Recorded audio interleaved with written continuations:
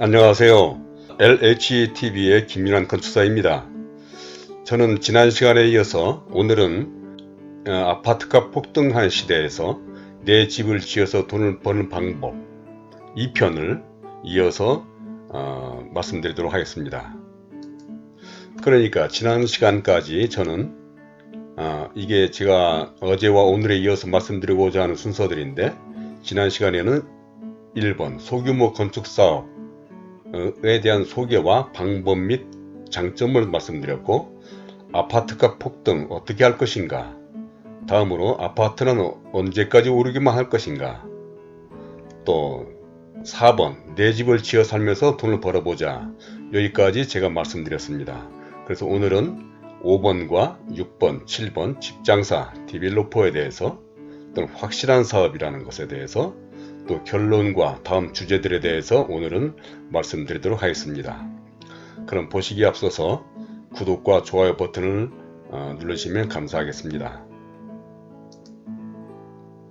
자, 그 4번까지 말씀을 드렸고, 5번째 집장사부터 이야기를 시작하도록 하겠습니다. 자, 집장사는 무엇입니까? 아마 제가 이 정도까지 설명했으니까 여러분들도 짐작했을 것입니다. 그렇습니다. 단적으로 표현한다면 그렇게 말할 수 있는데, 집장사란 무엇을 하는 사람입니까? 이게 소위 말하면 디벨로퍼라고 얘기할 수가 있는 건데, 그래, 개발하는 사람들이죠. 개발 사업자. 그래서 좋게 말하면 사업 시행자, 또는 건설회사도 따지고 보면 집장사라고 얘기하면 할 수가 있는 것이 아니겠습니까? 즉 집을 지어 파는 사람이라 할 텐데, 그렇다면 집장사라는 사람들이 따로 있을까요? 물론 이 방면으로 도가 튼 사람도 있을 텐데, 사실은 그러다가 개발사업자, 사업시행자, 더 나아가서는 건설회사로까지 발전해 나간 사람도 많이 있는 것입니다. 실제로 지금 활발하게 활동하는 건설회사나 주택회사 가운데 이렇게 된 사람들이 많이 있습니다. 집장사라는 것이 처음에는 그저 내 집을 지어 살려고 했는데, 어떻게 하다 보니 그 집이 팔리고, 또 팔렸으니 또 집을 짓고, 그러다 보니 생각보다 많은 돈을 벌게 되니까 저절로 집장사가 된 경우도 많습니다. 그러니까 처음부터 집을 지어 팔 것으로 생각한 것이 아니라, 그저 내가 살려고 지은 건데 주위에서 팔면 어떻겠느냐 하다 보니 그렇게 된 것이죠. 그런데 팔 때 그냥 팔겠습니까? 아니, 그래요. 집장사로 나서면 또 어떻습니까? 한 1, 2년 노력하여서 그만한 돈을 벌 수 있다고 생각하십니까? 정말 이제 월급을 받아서, 또는 아무리 좋은 사업을 한다 해도 그만한 돈을 벌 수는 없을 것입니다. 그런데 그런 돈은 아파트값 폭등이나 그런 돈과는 다르지요. 내가 노력하여 내가 만든 돈 아니겠습니까? 아니, 이것은 아파트값 오르는 것과는 차원이 다른 것이죠. 도덕적으로 얘기하려 하는 것이 아니라 아파트보다는 훨씬 더 안전하고 확실하다는 것입니다.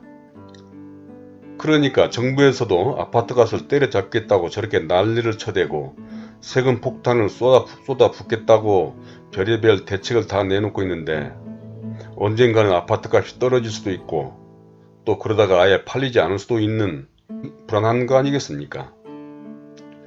그러니까 그런 아수라장으로만 들어가려고 할 일이 아니라, 차라리 내 돈으로 나에게 딱 맞는 내 집을 지어서 살다가 재테크도 해보시고, 잘하면 더 큰 사업으로 발전시켜 보시라는 것입니다.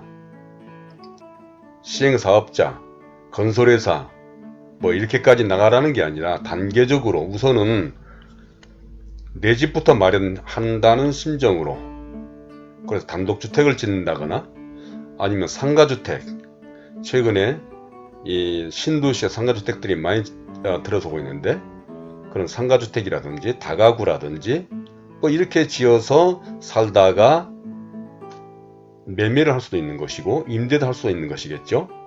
다음으로는 규모가 커지면 다세대 지어서 분양할 수도 있겠고, 상가 건물, 아파트 이렇게 발전시켜 나갈 수가 있는 건데, 이렇게 되면 이건 그야말로 시행사업자 또는 건설회사가 되는 것입니다.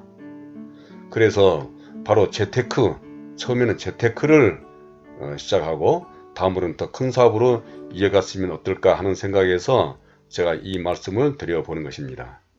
그러니까 이거는 그 다른 어느 사업보다도 확실한 사업이라고 하는 것을 제가 다시 한번 말씀드리겠는데, 그것은 바로 내가 땅을 사서 내가 집을 짓는다면 생각해 보십시오. 그 땅값이 정말로 언제 떨어져 본 적이 있습니까? 우리나라에서? 모두 다 아시겠지만 땅은 거품이 잔뜩 낀 아파트하고는 다릅니다. 또 집을 짓는 데 들어간 자재비와 인건비, 이게 어디 떨어집니까? 매년마다 물가는 오르고 인건비가 치솟는 세상에서 전쟁이 일어나면 모를까, 그럴 리는 전혀 없는 것이죠. 그러니까 원가, 땅값과 자재비, 인건비, 이런 원가는 걱정할 것이 없고, 또 이걸 지어서 팔게 되면 팔 때 그냥 팔겠습니까? 그 고생한 값은 보상을 받고도 충분할 정도로, 아니 생각보다도 그 어느 직장의 월급이나 사업보다도 훨씬 많은 이윤을 남기고 팔 수 있는 것입니다. 그러니까 원가에다가 이런 땅값이라든지 또 자재비, 인건비, 상승분에 해당하는 건축비, 거기에 상상 이상의 이윤을 남겨서 팔 수가 있는 확실한 사업이라고 하는 것입니다. 그러면 또 사람들은 또 이렇게 생각하겠죠. 만약에 그 집이 안 팔리면 어떻고, 어떻게 하고, 또는 또 분양이 안 되거나 임대가 안 되면 어떻겠느냐. 물론 규모가 커져서 분양을 한다거나 뭐 이렇게 된다면은 만약에 분양이 안 되면 문제가 될 수 있겠죠. 그렇지만 우선은 내가 살 집을 사서 내가 살려고 우선 생각하는 것이니까 안 팔려도 상관이 없는 것이죠. 그냥 자신이 살면 되는 거 아니겠습니까?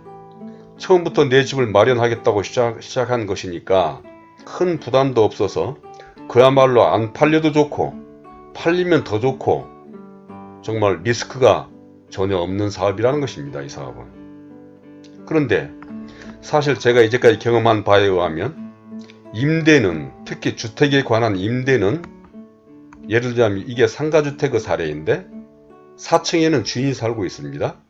2, 3층에 임대를 주고 있고 1층에는 상가인 건물인데, 상가는 간혹 어떤 위치에 따라서 임대가 안 나가는 수도 있긴 있습니다. 그렇지만 주택에 대해서는 임대가 안 나가가지고 문제가 된 경우는 거의 제가 보지를 못했습니다. 그래서 아마 이러한 것처럼 제가 보기에는 안정적이고 확실한 사업은 없다고 제가 이렇게 말씀드릴 수가 있다고 생각합니다. 자, 그래서 이제 결론적으로 제가 말씀드리면, 어제와 오늘의 이야기를 제가 결론을 이어서 말씀드린다 한다면, 만약에 그 아파트를 사거나 투자하거나 뭐 이런 사람들을 보면은 아마 이러한 아무런 노력도 없이 뭐 아파트가 올라서 돈을 번다는 점에 있어서는 정말 그냥 돈 놓고 돈 먹자, 그야말로 아무런 노력도 없이 그냥 앉아서 오르는 것을 따먹는 그런 장점이 있을지는 모르겠습니다. 그렇지만 언젠가 그게 항상 그렇게 될 수 있겠습니까? 뭐 물론 그런 이 투기꾼이라든지 그런 전문가라면 어쩔 수 없는 일이지만, 우리 일반인들, 특히 그런 집이라도 한 채 마련해 보려는 순수한 일반인들이라면 아마 그런 불안하고 불확실한 방법보다는 그만한 자금으로 나와 가족들의 특성에 맞고 그야말로 원가로 내가 직접 설계하고 내가 직접 집을 지어서, 그러면 정말 특히 원가로 내 집을 마련하는 거 아니겠습니까? 그런데 나에게도 맞지도 않는 그런 집을 왜 그 많은 거품과 프리미엄, 폭등한 아파트를, 그것도 앞으로 어떻게 될지도 모르는 그 아파트를 사려고 하느냐는 것이죠. 그리고 그렇게 오른 값이라면 그 아파트를 또 특히 머리에 이고 있을 일이 아니라, 그러한 아마 돈이라 한다면 수익을 창출할 수 있는 이러한 디벨로퍼, 이런 내 집을 지어서 아마 재테크도 할 수 있는 아마 그러한 사업을 해보는 것이 훨씬 더 좋지 않을까 해서 제가 말씀드렸습니다. 그래서 자, 이제까지 이 사업, 즉 내 집을 지어서 돈을 버는 법, 소규모 건축 사업에 대해서 이렇게 말씀을 드렸는데, 다시 말한다면 경험도 없고 전문식도 없이 막연히 집장사가 돈 번다더라 하는 말이 아니라 이러한 건물들을 설계하고 건축한 전문가들로서 말씀드렸고 앞으로 이 부분에 대하여 더 구체적인 방법과 실질적인 설계들을 설명해 나가겠습니다. 정말 폭등하는 아파트로 온 나라가 들썩이고 있는 가운데 그저 아파트 값이 오를까 내릴까 지금 사야 할까 사지 말아야 할까 등으로 모두가 불안한 가운데 살고 있는데 또 재테크하는 방법에 대해서도 여러가지 방법들이 많이 소개되고 있지만 각자의 생각과 상황에 따라 다르겠지만 다시 오늘의 얘기를 정리해서 말한다 한다면 안정적이고 두 번째로 내가 만들어가는 것이고 세 번째로는 내 특성과 취향에 맞는 집에서 살 수 있다라고 하는 점과 네 번째 투잡 또는 전업으로 발전이 가능하다라고 하는 이런 네 가지 점에 있어서 여러분들이 잘 생각해서 또 판단해서 결정하시고 특별히 이런 걸 실행할 수 있는 뭐 이러한 아마 결단력만 있다 한다면 아마 이 방법은 아주 좋은 방법이라고 제가 한번 말씀드려서 여러분들의 강추를 하는 바입니다.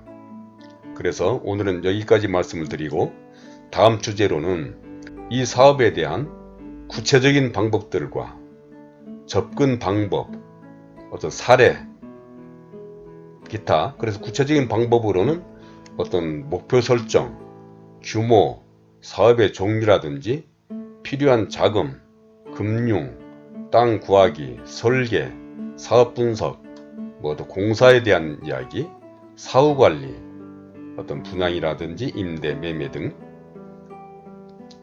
다음으로는 어떤 사례로서 실제로 이렇게 해서 성공한 사람들의 사례 또는 기존 도시라든지 신도시 제가 최근에는 신도시에 있는 단독주택, 판교와 뭐 광교 같은 지역의 단독주택, 상가주택, 뭐 상가 건물 등을 제가 요즘에 전문으로 하고 있는데 이러한 사례들에 대해서도 말씀드리고 특별히 또 이렇게 말씀드리면 사람들은 건축은 어렵다, 복잡하다, 또 부정적이다 이런 얘기를 또 하는 사람들이 많이 있습니다. 뭐 이런 데에 대한 얘기와 함께 또 어떤 전문가 그룹에 대해서 건축사 또 이런 문제들 또 장점과 이 전반적인 사업에 대한 장점과 문제점 등에 대해서도 자세하게 설명드리도록 하겠습니다. 자, 이제까지 제 얘기를 들어주신 여러분들에게 감사드리면서 다음에 또 더 자세한 얘기로 찾아뵙도록 하겠습니다. 지금까지 시청해주신 여러분들께 감사드립니다. 감사합니다.